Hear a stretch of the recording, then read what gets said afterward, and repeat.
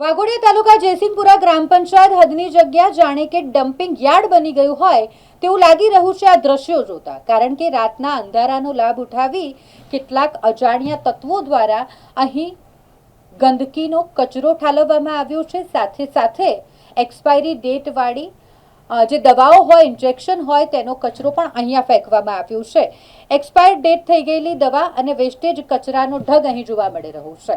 આક્ષેપ મુજબ રાત્રિમાં અંધારાનો લાભ ઉઠાવી 20થી વધુ ડમ્પર અહીં કચરાના ઠાલવવામાં આવ્યા હોય તેવા આક્ષેપ કરવામાં આવ્યા છે। જયસિંહપુરા ગામના સરપંચની જાણ બહાર રાત્રિ દરમિયાન અજાણ્યા લોકો દ્વારા 20થી વધુ ડમ્પર કચરો અહીં નાખવામાં આવ્યો। દવાનું ઉત્પાદન કરતી ફાર્માસ્યુટિકલ કંપની દ્વારા એક્સપાયરી ડેટવાળી દવાની બોટલો, ટેબ્લેટ, ઇન્જેક્શન આ તમામ દવા કચરા રૂપે અહીં નાખવામાં આવી છે। ગુજરાત પોલ્યુશન કંટ્રોલ બોર્ડને ખુલ્લો પડકાર આપતી કંપની પ્રદૂષણ કરી રહી છે। જયસિંહપુરા ગામના સ્મશાનમાં જવાના રોડ પર પણ કચરાના ઢગલા જોવા મળી રહ્યા છે। સીમમાં પશુઓ ચરાવવા માટે પશુપાલકો જતા હોય તેઓ પણ ચિંતામાં મુકાયા છે। આ પશુઓનું દવા ખાવાથી મોત થઈ જશે તો જવાબદાર કોણ ગણાશે? સરપંચ સહિત ગામના લોકોની માંગ છે કે જે તાત્કાલિક આ કચરો હટાવવામાં આવે અને દવાનું ઉત્પાદન કરતી કંપની સામે કાયદેસરની કાર્યવાહી થાય તેવી માંગ ઉઠી છે।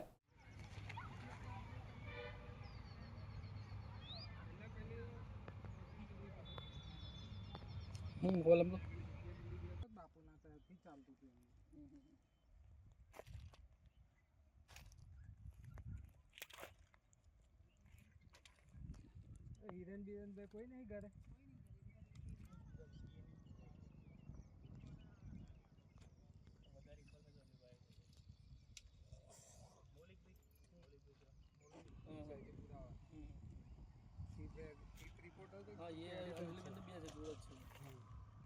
આપણા મિત્રો છે ખાસ, અને પ્રદીપભાઈનો કોન્ટેક્ટ ખરો પણ એ ન્યૂઝમાં લાગ્યા પછી મને ખબર પડી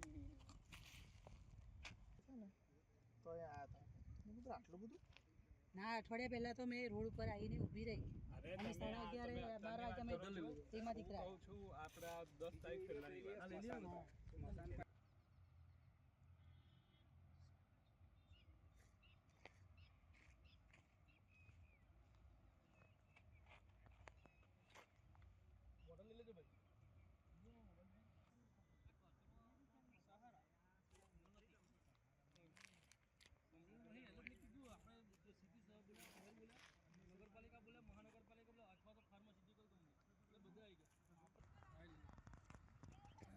ले लो એટલે પછી ઓફલાઈન માં 40 મસાલ કવર થઈ રીતે લઈ લો।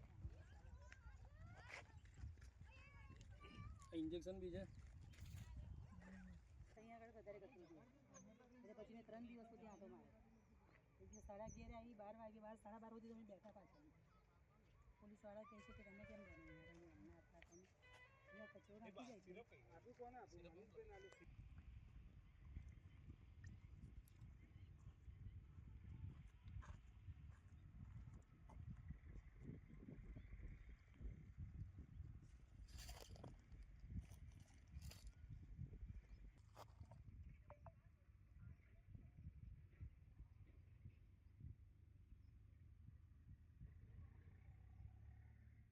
જયસિંહપુરા પંચાયતની જગ્યા છે। હવે આ પંચાયતની નહીં એટલે મતલબમાં જયસિંહપુરામાં લાગે છે એટલે અહીંયા આગળ દવાનું ને બધું નાખી જાય છે કચરો, એ ખ્યાલ જ નહીં આવતું, અમને જાણ જ નહીં થતી। હવે વચ્ચે છે અહીંયા આગળ એટલે અમને કેવી રીતના ખ્યાલ આવે?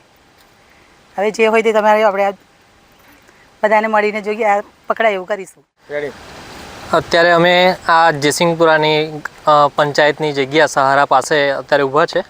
અત્યારે આપણે અહીંયા જોઈ રહ્યા છે કે એકદમ ખરાબ કચરો અહીંયા લગભગ 15થી 20 ડમ્ફરિયા અહીંયા કચરો નાખેલો છે અને એમાંય કેમિકલની અહીંયા દવા છે, એ નુકસાન કરે એવી દવા છે।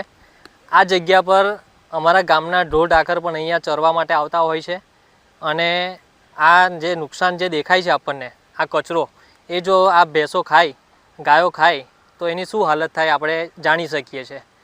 થોડા સમય પહેલાં અહીંયા પાયોનિયરની બાજુમાં પણ આવી જ રીતે આવો ઢગલો નાખેલો હતો કચરાનો, દવાઓનો, અને એમાં ત્યાં બ્લાસ્ટ થયું હતું અને બહુ જાનહાનિ થઈ હતી।